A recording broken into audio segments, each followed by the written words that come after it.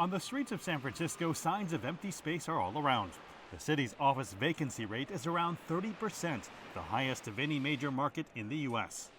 A new report from commercial real estate services firm Avis & Young sets out some potential scenarios for getting the rate below 10%. They warn that if little is done, it could take the city 18 years or until 2042 to recover. Trying to sound the alarm bell. If you just did nothing and waited for rising tide to lift all boats, it may take a very long time.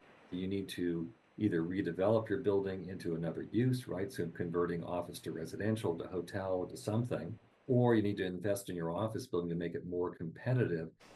Granahan says one of the biggest factors is the downsizing of major tech companies. Google recently vacated this waterfront office in the financial district. Tech firm Salesforce has cut its footprint in the city by 45% in a single year.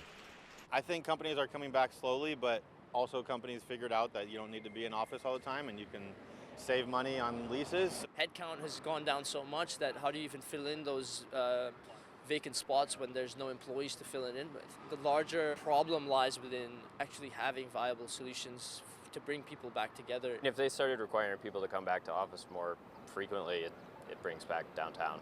There's so much empty office space. But just as tech has contributed to the city's problematic vacancies, it's also offering some hope. Near the end of last year, OpenAI, the makers of ChatGPT, moved into San Francisco buildings, taking up nearly 46,000 square meters of office space. Other AI companies, such as Anthropic, are also subleasing large San Francisco office spaces, too. You can imagine there's hundreds of other companies that are in the early stage or not at the scale of OpenAI, but are the next version of that. We're particularly bullish on that segment of the market to come in. According to Placer AI, which uses cell phone data to measure foot traffic, visits to San Francisco office buildings are down 50% compared to the same time in 2019. But since last year, visits are up 13%. I think it's really important that the business community comes together, and by filling these office buildings will generate a lot more foot traffic.